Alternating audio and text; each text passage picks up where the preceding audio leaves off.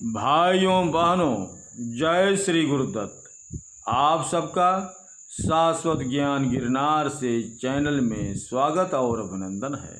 भाइयों बहनों, आज हम आप सबको शनिवार व्रत की कथा के बारे में बताना चाहता हूँ। पहले कौन शनिवार व्रत शुरू किया और कैसे है शनि भगवान की महिमा। एक समय की बात है कि नवग्रहों के बीच श्रेष्ठता को लेकर विवाद हो गया। सभी ग्रह देवराज इंद्र के पास पहुँचे कि यह आप फैसला करके बताएं कि हम नवग्रहों में कौन श्रेष्ठ है। देवराज इंद्र ने इस समस्या का समाधान करने के लिए सभी ग्रहों को राजा विक्रमादित्य के पास भेज दिया।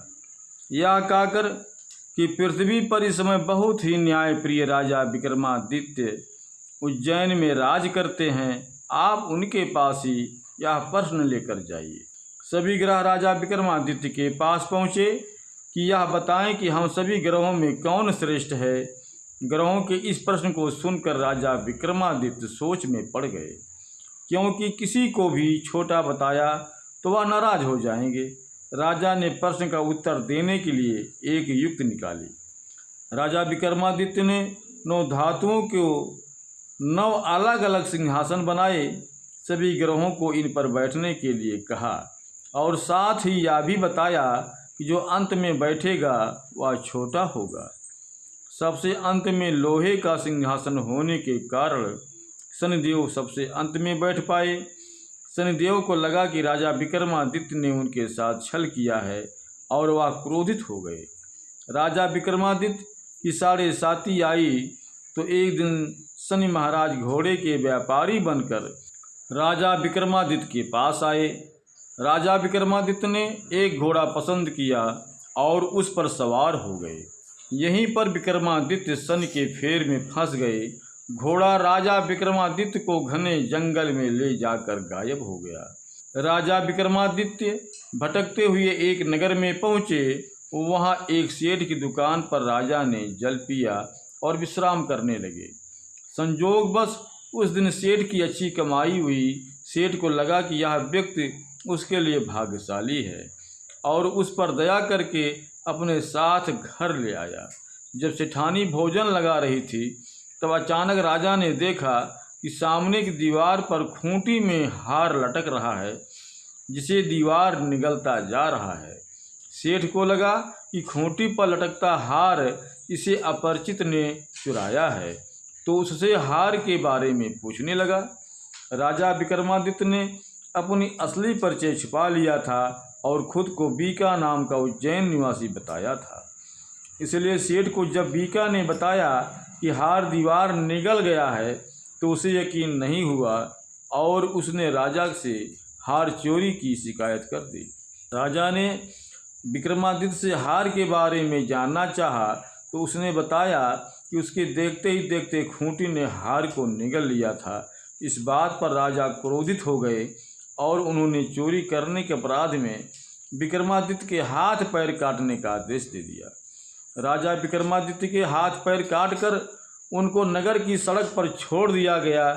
कुछ दिन बाद एक तेली उसे उठाकर अपने घर ले गया और उसे अपने कोल्हू पर बैठा दिया। राजा आवाज़ देकर बैलों को हाँकता रहता। इस तरह तेली का बैल चलाता रहा और राजा को भोजन मिलता रहा।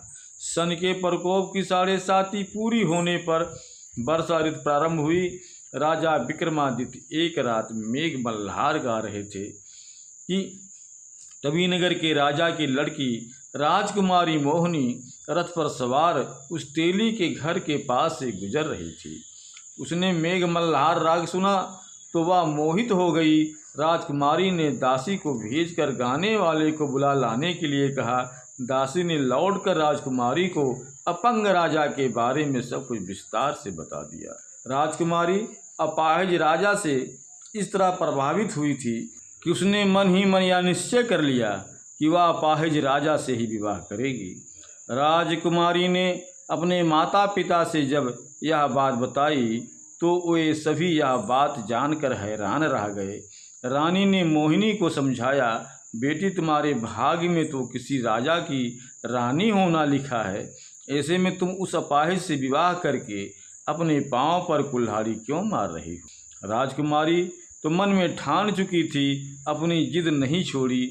अपनी जिद पूरी कराने के लिए उसने भोजन करना छोड़ दिया और प्राण त्याग देने का निश्चय कर लिया। आखिर राजा रानी को विवश होकर अपंग विक्रमादित्य से राजकुमारी का विवाह करवाना पड़ा। विवाह के बाद राजा विक्रमादित्य और राजकुमारी तेली के घर में रहने लगे। उसी रात स्वप्न में शनिदेव ने राजा से कहा, राजा, तुमने मेरा प्रकोप देख लिया। मैंने तुम्हें अपने अपमान का दंड दिया है। राजा ने शनिदेव से क्षमा करने को कहा और प्रार्थना की, हे शनिदेव, आपने जितना दुख मुझे दिया है अन्य किसी को ना देना। शनिदेव ने कुछ सोच कर कहा, राजा, मैं तुम्हारी प्रार्थना स्वीकार करता हूँ। जो कोई स्त्री पुरुष मेरी पूजा करेगा, शनिवार को व्रत करके मेरी व्रत कथा सुनेगा, उस पर हमेशा मेरी अनुकंपा बनी रहेगी।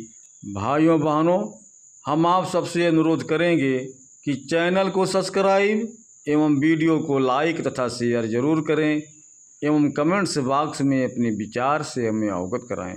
प्रातःकाल राजा विक्रमादित्य की नींद खुली तो अपने हाथ पांव देखकर राजा को बहुत खुशी हुई। उसने मन ही मन शनिदेव को प्रणाम किया। राजकुमारी भी राजा के हाथ पैर सही सलामत देखकर आश्चर्य में डूब गई।